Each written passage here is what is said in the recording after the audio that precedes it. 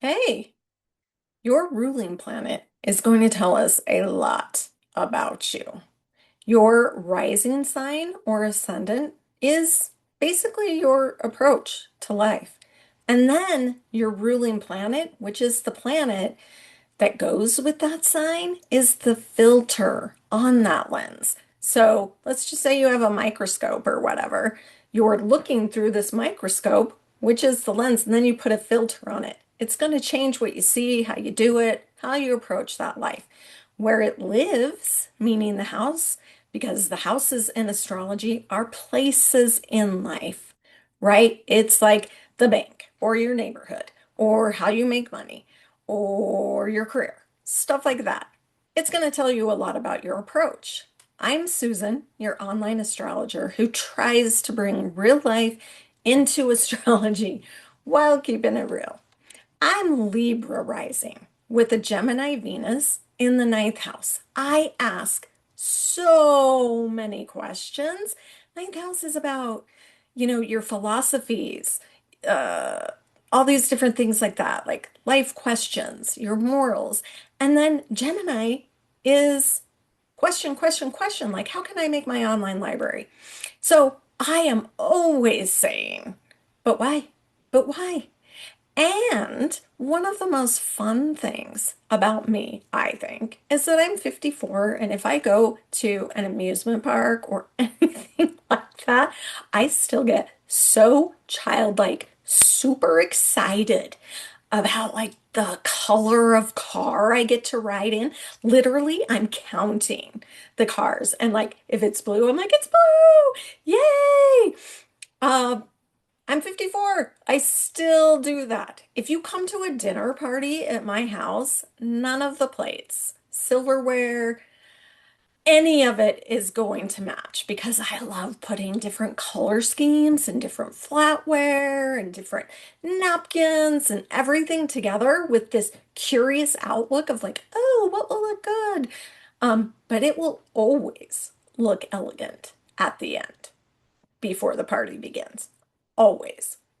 So if you look at that, that's Libra. Libra's totally into like, okay, dinner parties to start with, and then the colors and the scheme and the style and the elegance. But so is that Venus and Gemini with what brings me the pure pleasure, Venus. And Gemini wanting like different things and being curious about them and just not being okay with the same thing over and over again. So that's the lens I live or the filter I live on my lens. Not everyone with a Libra rising is going to be like this. The Gemini Venus flavors everything for me, as does the ninth house.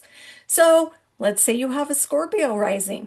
A lot of times, Scorpio rising has a scowl on their face, usually always the resting bitch face, right? But their Mars will tell you just how angsty they get or if they're okay in public. And it's also going to explain their drive. Gemini risings, I have found to be so super, super curious and reflective. They seem to take things in much more than I'd say like a Gemini sun, who usually I'm like, oh my gosh, I'm not going to get a word in edgewise. Um, but that Mercury is going to tell you how that curiosity comes out. So let's say, let's just throw one out there. Let's say it's a Mercury in Capricorn. Okay, you're going to be extremely down to earth and pragmatic with your thought processes, and everything's going to want to be logical. But a lot of times you're not going to understand why that logic or that type of stuff bothers people or makes them feel unseen because Gemini and Capricorn can't see each other in your chart. So you're actually not seeing how that connects and affects other people.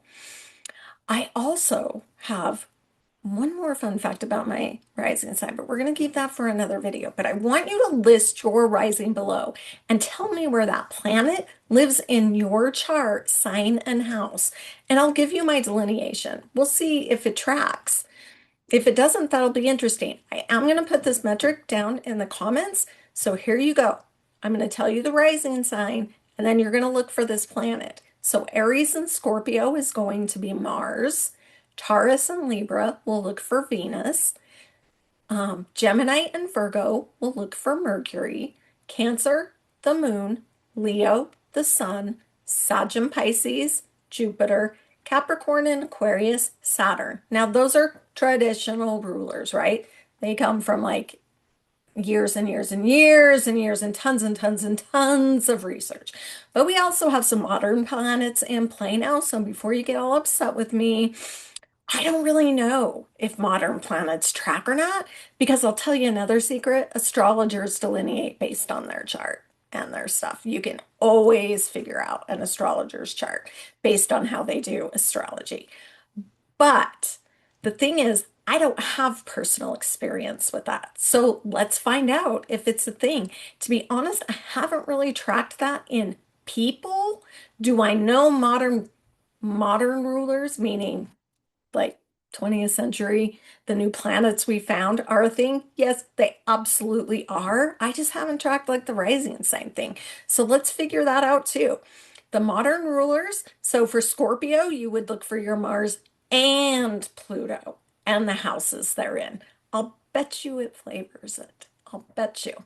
Aquarius, you're going to add Uranus to that. And Pisces, Neptune.